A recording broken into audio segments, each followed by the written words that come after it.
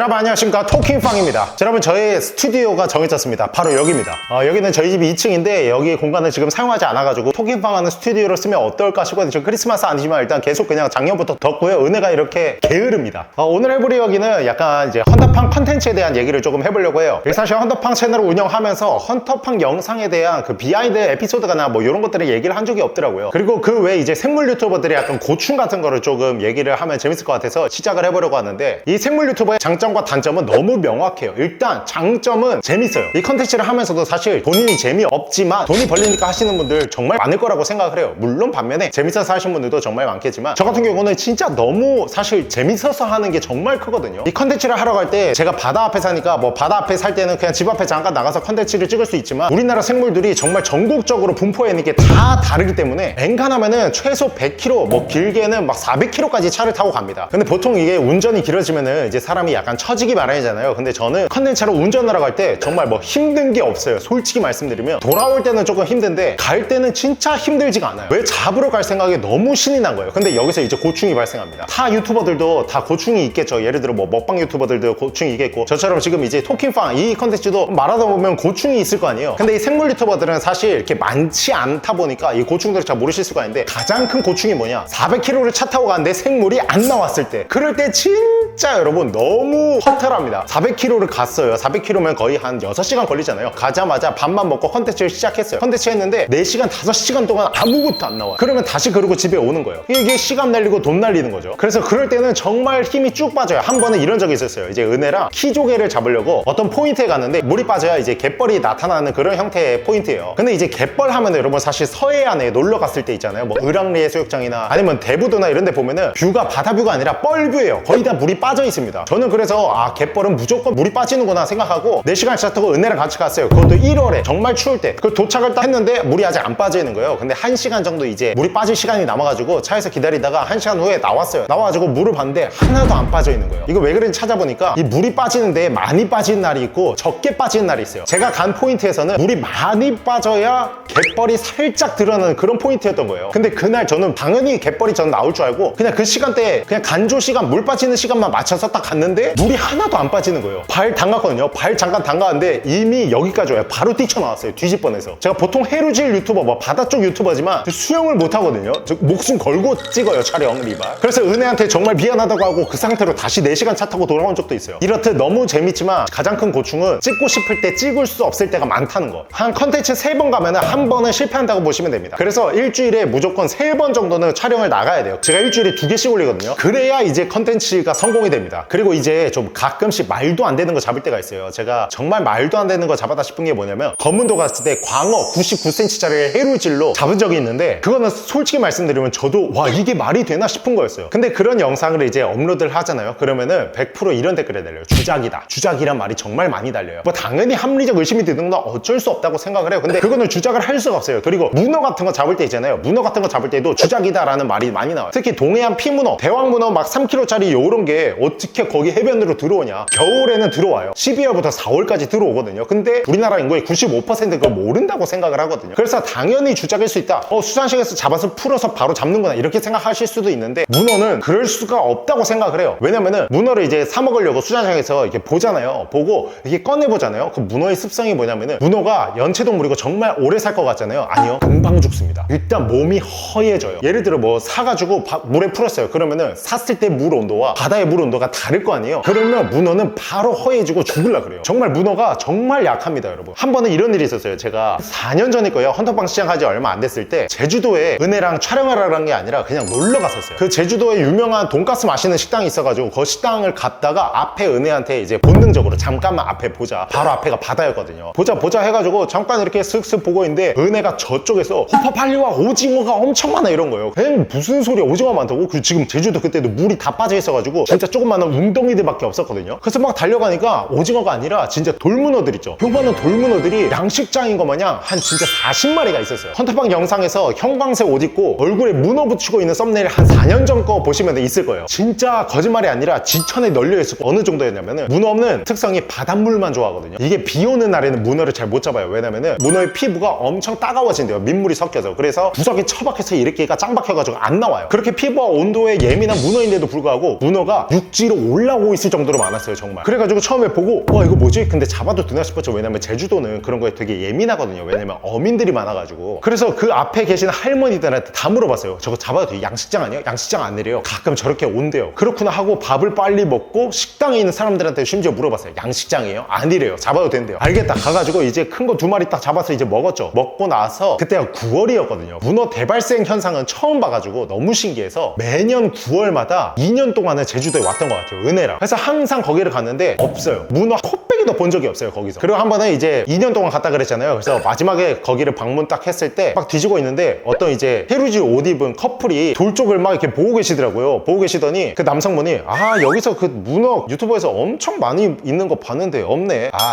역시 주작이었나 보다 하셔가지고 제가 멀리서 그거 듣고 바로 가가지고 안녕하세요 접니다. 주작 아닙니다. 이렇게 그냥 얘기해서 그분들도 되게 멋있게 하시더라고요. 그분들도 뭐 당연히 없으니까 그렇게 합리적인 의심을 하실 수가 있는데 정말 아니었습니다. 그래 그때 그분들한테는 제가 무안을 드리려고 그런 게 아니라 그냥 정말이다라고. 만약에 제가 주작이었으면 거기서 떳떳하게 가가지고 그렇게 말 못했을 것 같아요. 혹시 보고 계신가요? 보고 계시면 댓글 한번 달아주시면 너무너무 감사드리겠습니다. 정말 주작 아니에요. 자 그리고 이런 경우도 있어요. 중간에 컨텐츠를 바꾸는 경우도 있어요. 어떤 경우냐면은 예를 들어 이제 뭐 군소를 제가 잡으러 갔어요. 군소를 잡으러 갔는데 군소가 어떻게 보면 항상 있는 것처럼 해루질 할 때 보이시지만 그렇지가 않을 때가 굉장히 많아요. 겨울이 되면 또 군소는 쏙 들어갑니다. 깊은 바다로 쑥 들어가 버려서 제가 해루질하는 포인트에서는 볼 수가 없어요. 근데 그때 추운 날 제가 군소 컨텐츠를 너무 사람들이 해달라고 그래가지고 군소를 잡으러 포인트에 도착을 해서 이제 카메라를 켜고 나서 자 여러분 오늘 군소를 잡으러 왔는데 멘트를 쳤는데 앞에 보니까 멸치떼가 들어온 거예요. 이 멸치떼가 뭐냐? 이 멸치떼는 바다의 쌀입니다. 쌀. 이 바다에 있는 모든 생물들이 멸치떼를 먹으러 들어오는데 가끔 멸치떼가 육지 쪽으로 쫙 몰릴 때가 있어요. 멸치 대발생이라고. 어떤 경우냐면은 이제 밖에 방어나 막 이런 큰 물고기들 있죠. 멸치를 주식으로 하는 물고기들이 쭉 들어온 거예요. 그래서 멸치들이 도망가려고 쫙 육지로 몰려온 거죠. 그래서 멸치 대발생이 발생하는 거예요. 멘트를 쳤잖아요. 자 여러분 오늘 군소 잡으러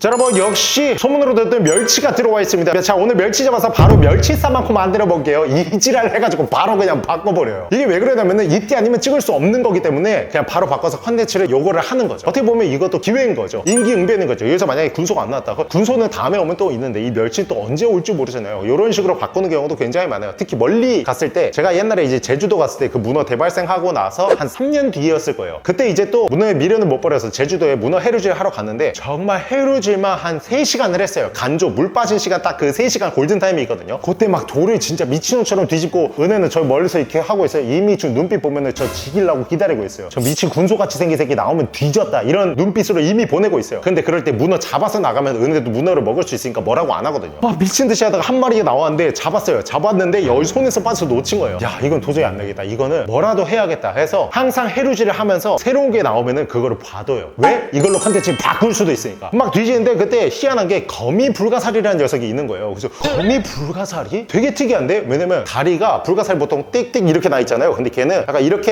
약간 이런 식으로 좀 휘어 있어요. 이렇게 이쪽으로 다 휘어 있고 그리고 되게 이렇게 줄기가 많아가지고 얼핏 보면 정말 문어 같아요. 그래서 문어 3시간쯤 하다가 거미 불가사리 널려 있길래 야 이거 오늘 문어 못하면 제주도까지 왔는데 컨텐츠 하나는 뽑고 가야 된다. 하나라도 하자 해가지고 거미 불가사리를 잡아가지고 자, 여러분 드디어 거미 불가사리를 찾았습니다. 자, 집에 가서 바로 먹어볼게요 하고 튀겨서 먹고 바로 토악질 하고 영상 끝났습니다. 근데 이상하게 있잖아요. 이 흐름을 안 와봐요 유튜브가. 이렇게 긴박하게 바꿔서 찍은 것들 있죠. 이런 거를 예를 들어 5개를 찍었다 치면은 하나 정도만 조회수가 잘 나오고 나머지는 다 안 나와요. 이것도 정말 신기해요. 근데 우연히 본 거 치고 되게 득템하는 것들도 있거든요. 이게 여기 산다고? 이걸로 바꾸면 대박이겠다 싶은 것도 잘 안 나올 때가 많아요. 그리고 또 다른 고충 뭐냐? 굉장히 사실 이 컨텐츠들이 좀 위험합니다. 이제 바다에 저희는 계속 들어가고 배를 타고 뭐 민물에 들어가고 해서 생명과 직결된 그런 위험들이 많은 곳이 있어요. 특히 여러분 해루질 있죠. 갯벌 해루질 진짜 개같이 위험합니다. 죄송해요. 상만이가 갑자기 와가지고 저 얘기하는 거 들어주고 있어가지고 그래 네가 관객이다. 잠깐 있어봐. 카메라 한번 보여드릴게. 기다려 상만 기다려. 상만 그래서 그래 거기 있어 계속. 네가 내 관객이야. 그래가지고 상만아 그때 내가 그랬는데 내가 개껌을 던졌잖아. 근데 네가 그때 개껌을 물고 오지 않아가지고 네가 지금 맛있는 거 간식을 맨날 못 먹고 있는 거야. 어디가 리발렛게야. 어디까지 했죠?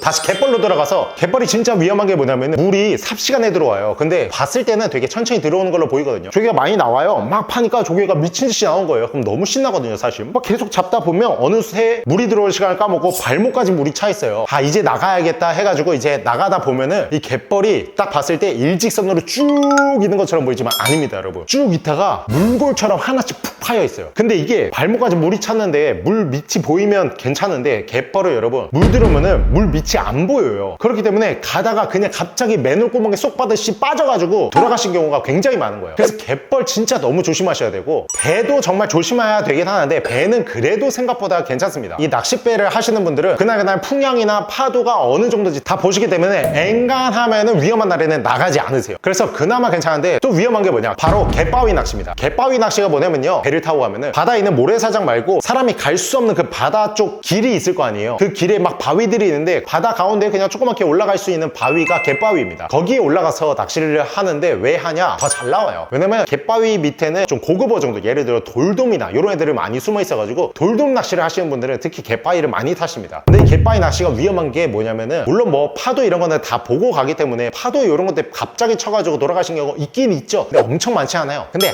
하선할 때, 배에서 내릴 때 정말 위험해요. 갯바위에서 배에 어떻게 내리냐, 배 맨 앞에 이 타이어가 이렇게 있습니다. 이제 그거를 갯바위에 밀착시킨 다음에 엔진을 앞으로 계속 가동을 시켜요. 이렇게 미는 거죠. 그때 배에서 갯바위로 사람들이 이제 짐을 싣고 올라가요. 근데 한 번은 이런 사고들이 종종 있더라고요. 사람이 내렸어요. 내렸는데 이 배가 갯바위를 밀고 있잖아요. 이 버티고 있는 갯바위 부분이 부러지면서 배가 이렇게 축 올라갔다가 내려가면서 사람을 찍어버린 거예요. 그런 경우는 이제 그냥 장기 파열로 돌아가시는 거죠. 그런 위험성도 있어요. 그리고 민물에서도 굉장히 위험합니다. 왜냐면은 이 민물도 맑은 데는 잘 보이는데 가물치나 메기 이런 거를 족대로 잡을 때 있잖아요. 그럴 때는 밑이 안 보여요. 가물치, 메기는 흙탕물을 좋아하기 때문에 그냥 발 감각으로 아니면은 아는 지형으로 가야 되는데, 가끔은 이제 여기 많이 나온다 해서 모르는 포인트로 가거든요. 그럴 때는 저희도 가다가 그냥 쑥쑥 빠진 경우가 있습니다. 근데 더 위험한 건 뭐냐, 우리가 이제 바지가 젖기 싫어가지고 가슴장어라는 걸 입잖아요. 여기까지 오는 그 가슴장어를 입고 빠지면은 더 죽어요. 이 안으로 물이 막 들어와가지고 나중에는 몸이 이렇게 뒤집어집니다. 그래서 가슴장어 발 쪽에 거기만 공기가 차 있고, 그래서 결국 그냥 그렇게 죽는 거예요. 저도 헌터빵 영상 450개를 넘게 찍으면서 당연히 위험한 적 있죠. 위험한 적이 정말 너무 많은데, 한 가지 딱 말씀드리면은, 이제 검은도에 가서요. 이제 검은도는 완전 거기는 어장원이 정말 많은 천국이거든요. 검은도에서 밤에 이제 무늬오징어 낚시를 끝나고 선착장에 내려오는데, 거기 선착장이 어떻게 되냐면 배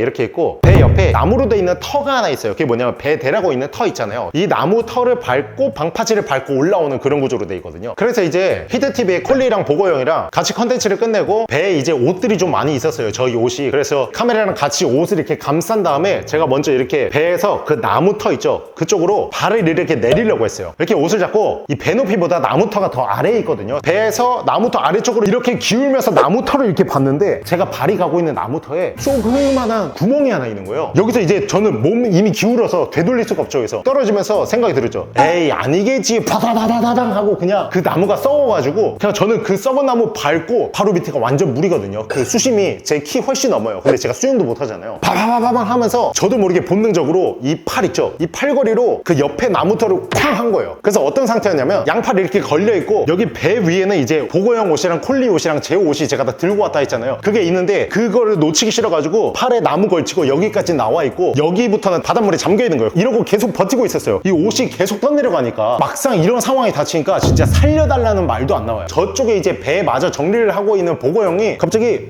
야 괜찮아 하면서 막 뛰어오는 거예요. 뛰어와가지고, 일단 제가 카메라 손에 들고 있었거든요. 카메라 제일 중요하죠. 여기 지금 촬영을 몇 개를 찍고 왔는데 이거 먼저 빼서 가고, 그 다음 저 이렇게 해서 구해줬거든요. 자, 그리고 이제 보고형 얘기 들어보니까, 보고형은 이제 배에서 정리를 하고 있는데 저기서 갑자기 우당탕탕 소리가 들리더래요. 그리고 딱 봤는데 아무도 없더래요. 왜냐면 높이차가 있기 때문에 제가 이렇게 빠져서 이러고 있었으니까 아무도 없고, 그냥 이상한 이런 소리만 들려드려요. 끄끄끄 소리 들려서 갔는데 제가 여기서 이러고 있었던 거예요. 그때 만약에 보고형이 없는데 나 혼자 했다? 저 거기서 못 나왔어요. 이렇게 해서 나올 수가 있는 구조가 아니었어요. 이러고 소리를 지르겠죠, 살려달라고. 어쨌든 그래서 옷 진짜 다 버리고 정말 큰일 날 뻔했습니다. 자, 그래서 오늘 결론이 뭐냐, 생물 유튜버는 너무너무 재밌다. 끝!